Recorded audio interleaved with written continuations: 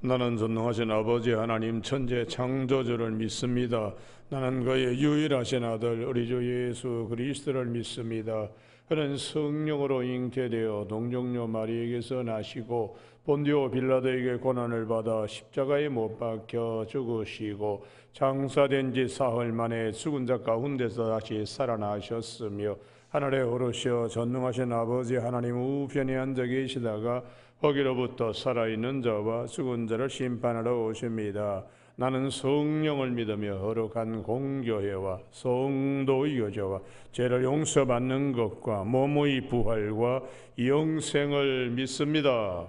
아멘. 오늘 아침에는 어제 아침에 이어서 디모데후서 2장 4절에서 7절까지 디모데후서 2장 4절에서 7절까지 교독하시겠습니다. 병사로 복무하는 자는 자기 생활에 얽매이는 자가 하나도 없나니 이는 병사로 모집한 자를 기쁘게 하려 함이라.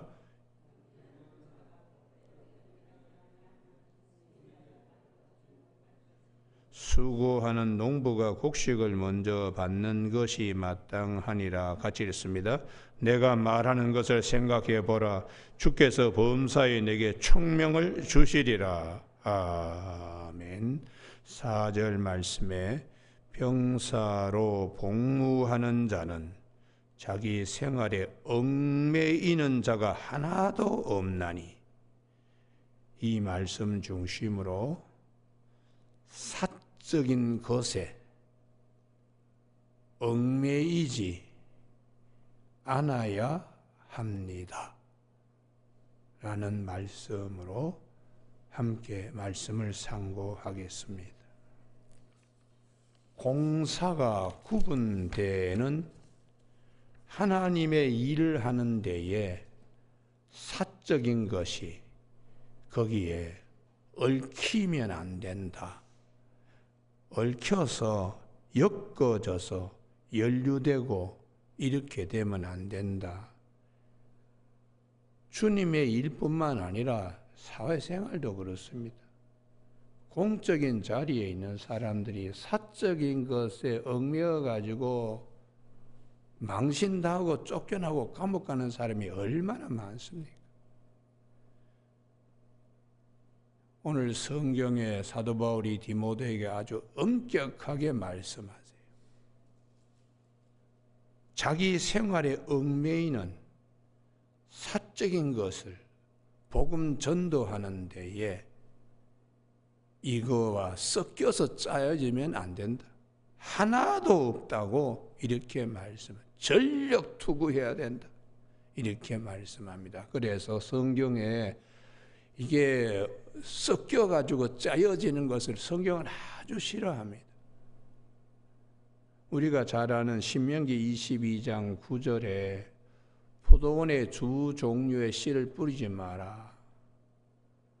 섞여가지고 뿌리면 둘 다 안 된다. 그리고 소와 나귀를 결의하지 말라고. 그리고 하시는 말씀이 신명기 22장 11절에 양털과 벼실을 섞어 짠 옷을 입지 말. 양털과 벼실을 섞어 짠 옷을 입지 말라. 왜 그런가? 하나님은 오직 유일하신 한 분의 하나님이시니까 우리가 하나만을 추구해야 된다는 것을 성경은 말씀해 주고 있어요. 이스라엘들아 들으라. 하나님 여호와는 오직 유일하신 한 분이시기 때문에 전력 질주 마음을 다하고 뜻을 다하고 힘을 다하여 내 하나님 여호와를 사랑하라고 그렇게 말씀하셨습니다. 주님도 오셔서 이 섞이는 것을 아주 싫어했습니다. 하나님과 재물을 겸하여 섬길 수가 없다. 마태복음 6장 24절에서 말씀하시면서 마태복음 8장에 아주 단호하게 말씀하세요. 제자 중 한 사람이 아버지 장례가 일어났습니다. 장사하고 먼저 가서 장사하고 주님을 따르게 허락해 주십시오. 그때 주님께서 죽은 자들이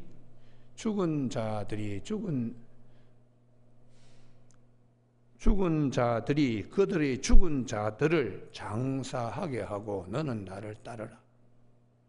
집에 가서 장례 치르고 오겠다는데 주님께서 그러지 마라.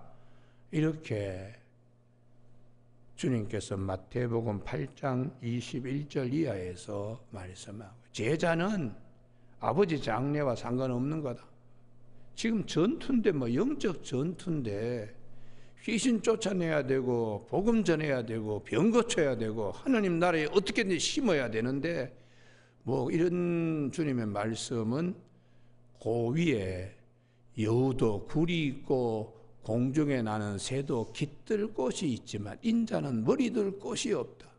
하나님의 뜻을 이 땅에 이루기 위하여 전력 질주하기 때문에 편안한 생활 없다. 군사로 복무하듯이 그래서 주님께서 마태복음 9장에서 생배 조각을 낡은 옷에 새 포도주를 가죽 부대에 넣지 마라. 섞이면 안 된다. 이렇게 계속해서 말씀하고 있습니다. 그러면 이 말씀을 사도 바울이 아주 고린도 교회에도 말씀을 하고 갈라디아 교회에도 말씀을 하고 사도행전을 통해서 그가 우리에게 보여주신 것이 무엇인가? 복음과 율법을 섞지 마라. 이게 핵심입니다.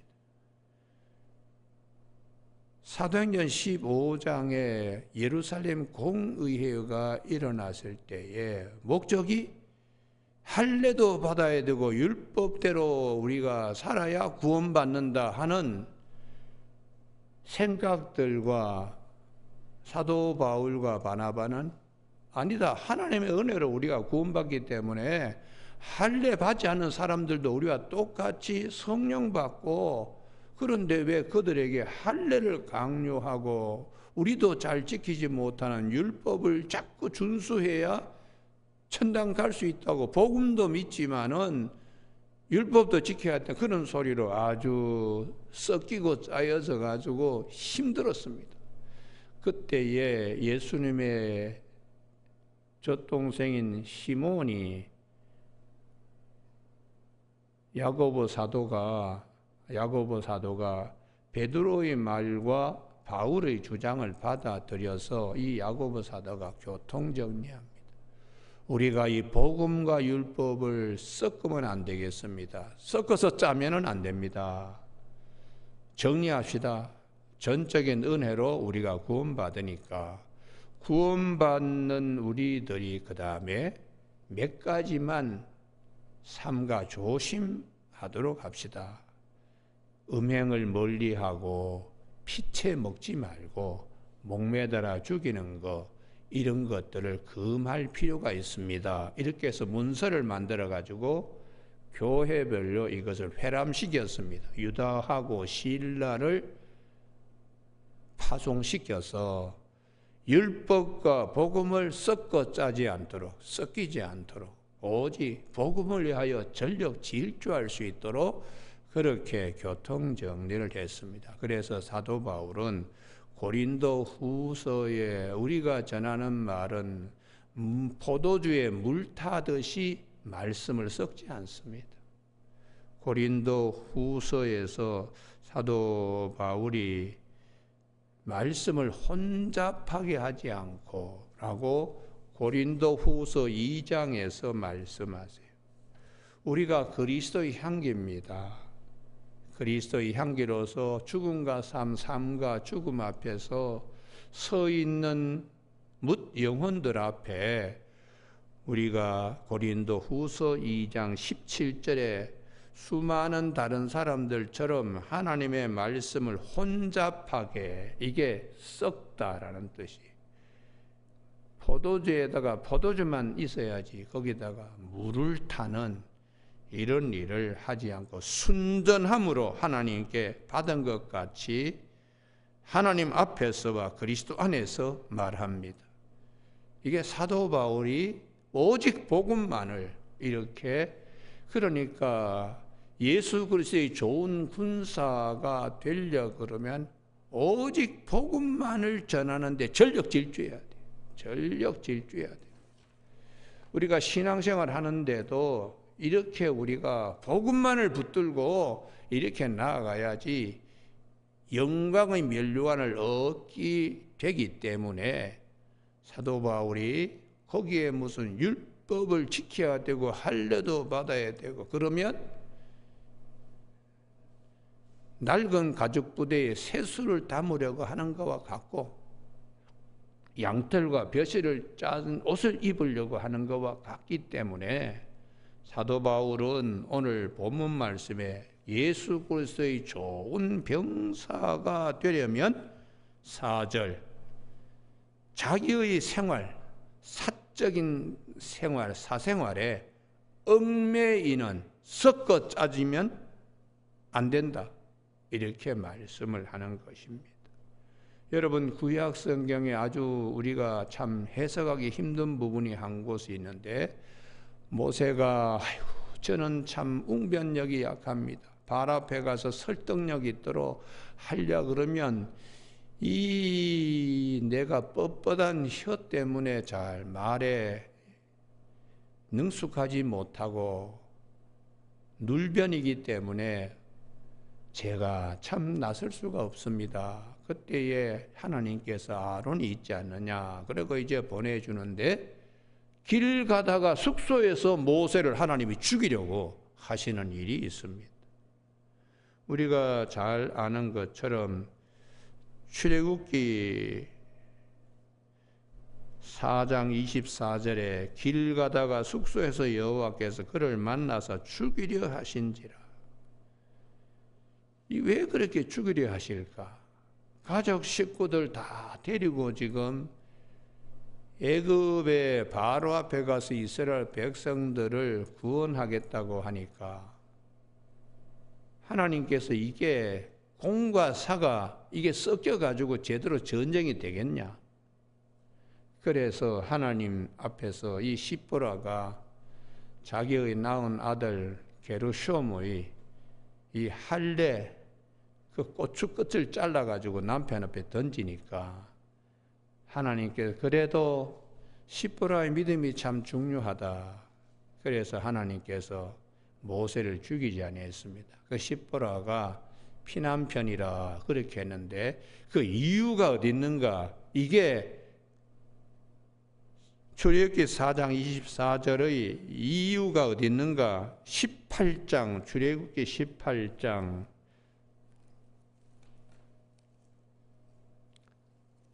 2절 3절이 그 이유를 얘기합니다. 자기 성경 가다면 출애굽기 4장 24절 옆에다가 출애굽기 18장 2절 3절 그렇게 적어 놓으면 이 부분에 대한 답이 아주 명백하고 오늘 아침에 사도 바울이 디모데에게 부탁한 얘기나 주님께서 하신 말씀이나 또 신명기 22장 11절에서 섞어 짜지 마라 하는 이유가 성경이 어디 있는가를 알 수 있습니다. 출애굽기 18장 2절 모세의 장인 이드로가 모세가 돌려보내었던 이 부분이에요. 돌려보냈던 그의 아내 시보라와 그의 두 아들을 데리고 왔다. 이게 바로 앞에 가서 이스라엘 백성들을 구해오는 일에 가족 식구들 데리고 어디 뭐 여행 가듯이 이게 아니구나. 여보, 아들 데리고 저 친정이 좀 가 있어요. 이게 전쟁이 지금 이 보통 일이 아닙니다. 사사로운 일에 얽매이지 않도록 가족 식구들을 처갓집으로 보낸 겁니다. 이러한 조치를 하도록 하나님이 길에서 숙소에서 모세를 죽이려고.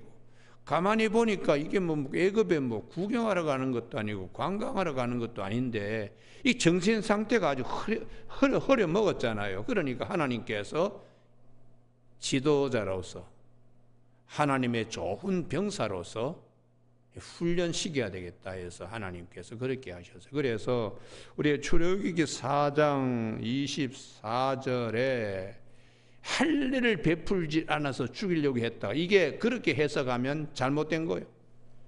성경 전체의 흐름은 사적인 것에 얽매여 있는 모세를 하나님이 향하여 질책하신 것입니다. 그래서 그 답이 출애굽기 18장 2절을 읽어야 출애굽기 4장 34절, 24절이 이게 해독이 되는 거예요. 그러니까 우리가 이 신앙생활 할 때 왜 이러냐? 신명기 22장 11절에 썩어 짠 옷을 입지 마라. 공과 사가 섞이면 아무 일도 되지 않는다. 오직 경주자가 달릴 때에 뛰면서 자기 트랙에서 벗어나서 자기 동네 사람들 앞에 가서 주는 음식 입에 먹고 또 뛰고 그런 일이 경기장에 있을 수가 없지요. 오직 뛰는 것에 전력 질주하려고 그러면 트럭에서 벗어나와 가지고 자기를 응원하러 온 둔덕에 앉아있는 동네 사람이나 가족들에게 갔다가 다시 와서 뛰는 법이 없습니다. 그래서 사도 바울은 이것을 경주에 비유하고 전쟁터에 나간 병사에 비유하면서 자기 생활에 얽매이는 썩고 짜지면 안 된다. 그렇게 말씀하는 것입니다. 여러분, 우리가 구약 성경에 여호수아 하나님의 거룩한 전쟁, 가나안 정복사 거기에서 실패한 경우가 하나 있습니다. 아이성 공략입니다. 그 아이성 공략이 왜 실패했는가? 3,000명이 올라가서 작은 성을 능히 점령하고도 남음있는 사람의 눈짐작으로는 뭐 60만 대군이 올라갈 필요도 없어요. 3,000명만 올라가더라도. 그런데 36명이나 전사자가 생기고 군인들의 사기가 물같이 흘러버리게 된 이유는 공사가 섞여져 짜진 판이 되었기 때문입니다. 아간이라고 하는 사람이 이 전투의 심각성을 모르고 여리고성에서 은과 금, 옷 자기 집에 갖다 놓는 사욕을 채우기 위한 병사가 있었습니다. 이런 병사와 같이 섞여가지고 어떻게 전쟁에 하나님의 거룩한 전쟁이 될 수 있는가? 그래서 이 제비 뽑아서 아간의 범죄를 밝히고 그를 돌로 쳐 죽인 일이 있습니다. 공과 사가 섞여 짜져 있는 판은 하나님이 기뻐하지 않습니다. 여러분, 그래서 우리가 주님이 하나님과 재물을 겸하여 섬길 수가 없다. 세상적인 것과 하나님 섬김, 이걸 중요하면 저걸 경의하고 이렇게 말씀하시면서 오직 하나만 섬기고 하나를 위하여 전력 질주해라, 이렇게 주님께서 말씀하시는 것이죠. 그래서 우리 구약 성경에 보면 그 열왕기하 5장에 아람의 군대장한 나만이 병났는 하나님의 은혜 앞에서 엘리사와 게하시가 완전히 다릅니다. 엘리사는 왜 하나님이 쓰시는가? 나만이 예물을 주면서 강권하여 받으라 하더라도 거절했습니다. 공과 사를 아예 하나님의 영광을 해치지 않으려고 예물도 챙기지 않고 받지 않았습니다. 썩지 않았습니다. 그런데 게하시는 거짓말하면서 그 나만의 뒤를 쫓아가서 마차 뒤에다가 소리 지릅니다.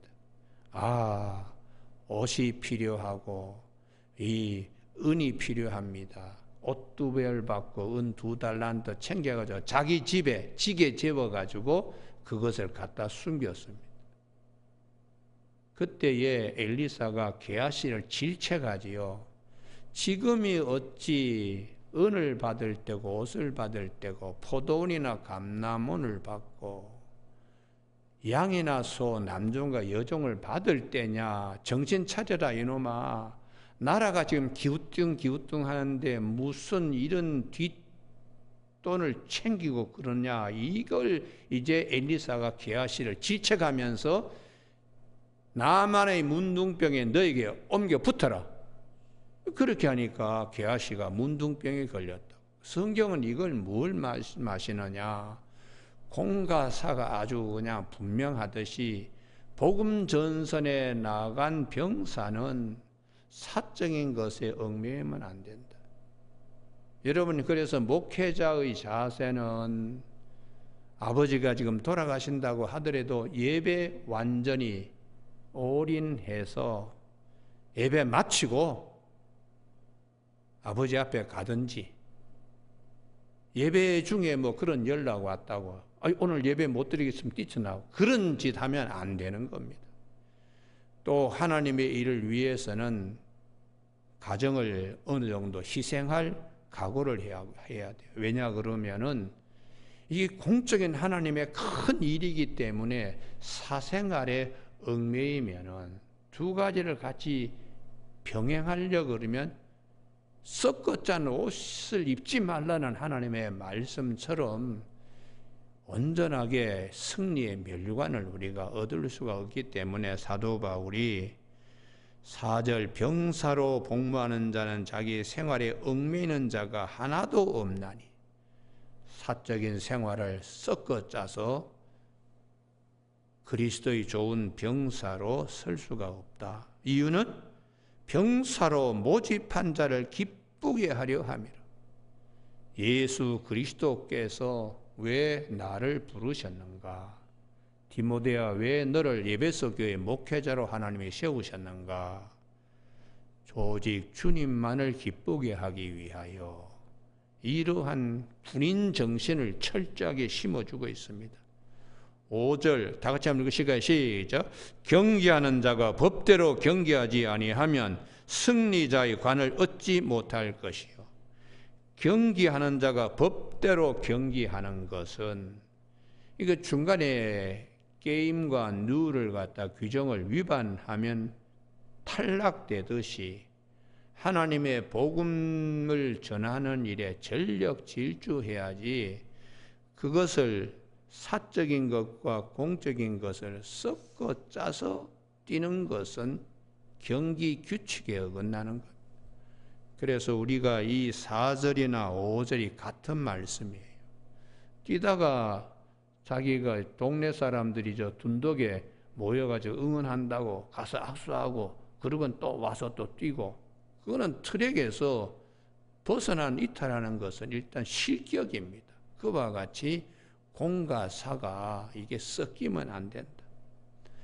그 다음에 6절 이게 어려운 말인데요. 수고하는 농부가 곡식을 먼저 받는 것이 마땅하니라. 그와 같이 주님의 이 복음사에게 전력 질주하면 먼저 영광의 면류관을 받는다. 그렇게 말씀하세요. 할 일 다 하고 뭐 목회를 무슨 뭐 여가 삼아서 하는 목회자는 안 된다. 이중직 우리가 흔히 얘기를 하는데 돈 버는 것이 더 큰 비중이에요. 목회는 뭐 할 수 없이 그냥 와서 뭐 설교하고 뭐 그러고 끝내고 그렇게 하면 안 돼요. 굶어 죽는 한이 있더라도 목회자로 들었으면은 목회에 전념해야 된다. 그렇게 해야지 되지.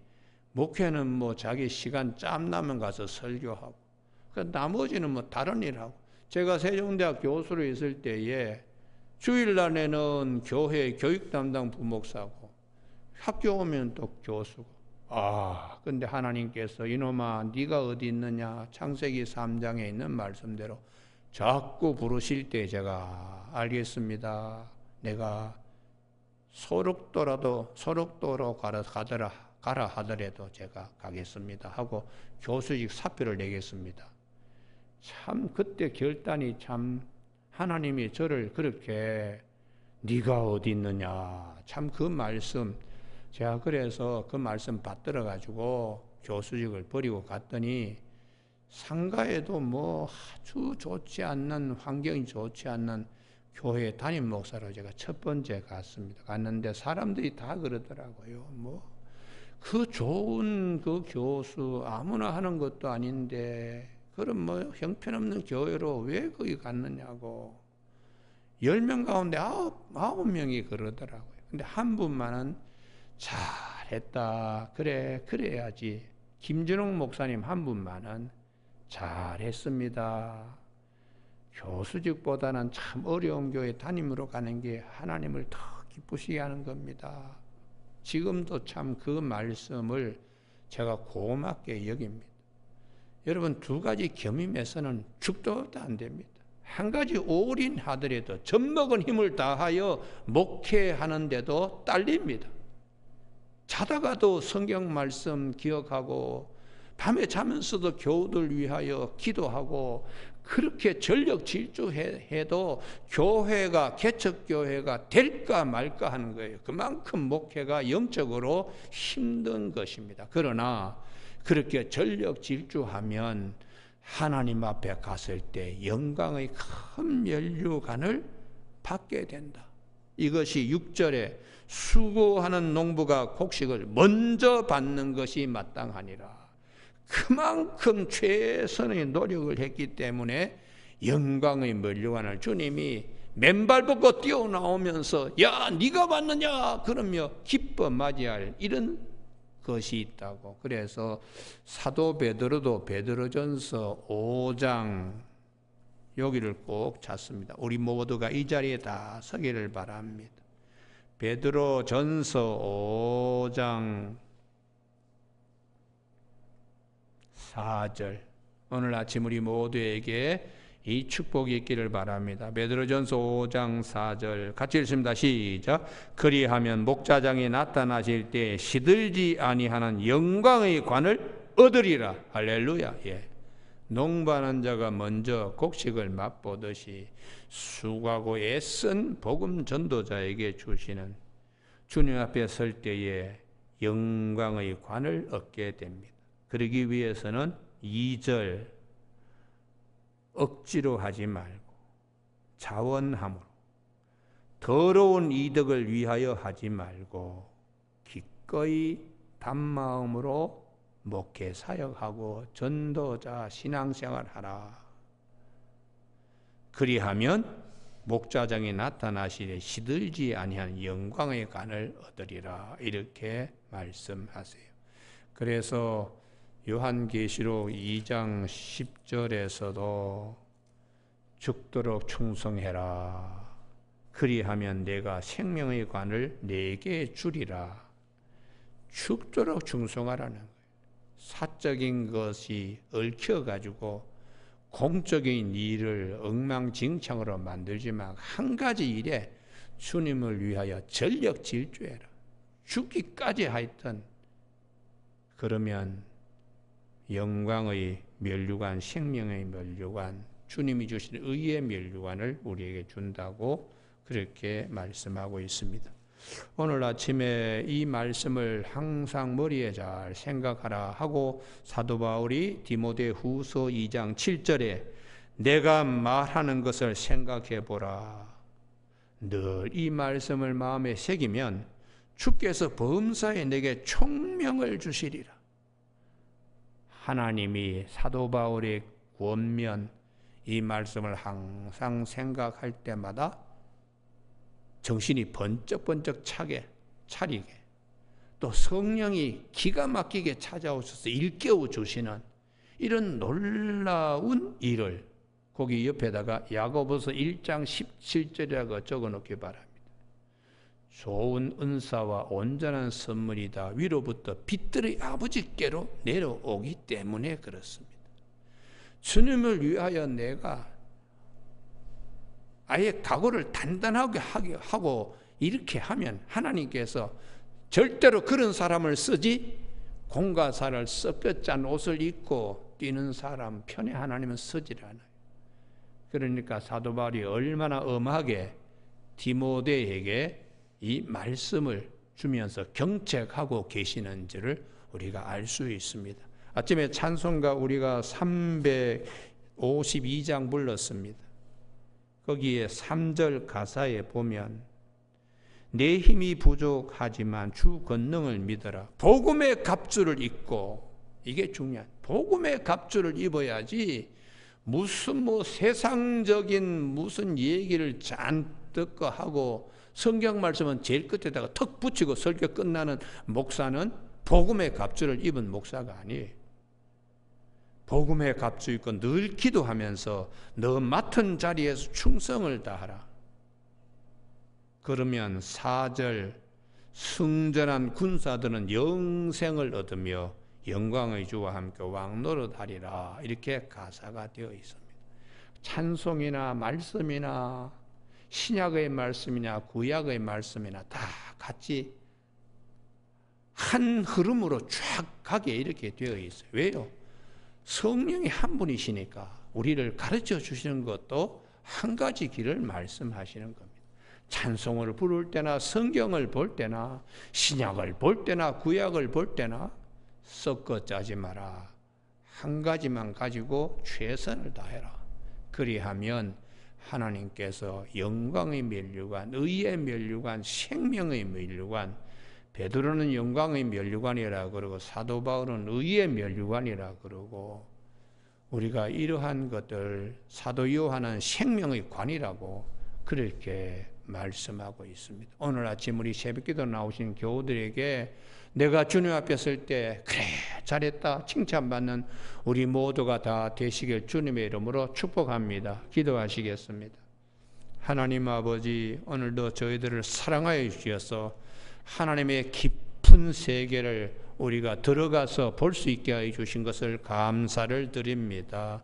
우리의 믿음의 걸음이 발목만 적시는 것이 아니라 무릎도 허리도 온몸도 푹 적게 하여 주셔서 주님께서 원하시는 복음의 전신갑주 입고 남은 삶을 달려가는 우리 모두가 되게 하여 주시길 원하오며 예수님 이름으로 기도드립니다. 아멘. 하늘에 계신 우리 아버지, 아버지의 이름을 거룩하게 하시며 아버지의 나라가 오게 하시며 아버지의 뜻이 하늘에서와 같이 땅에서도 이루어지게 하소서. 오늘 우리에게 이루어갈 양식을 주시고 우리가 우리에게 잘못한 사람을 용서하여 준 것 같이 우리 죄를 용서하여 주시고 우리를 시험에 빠지지 않게 하시고 나라와 악에서 구하소서. 나라와 권능과 영광이 영원히 아버지의 것입니다. 아멘.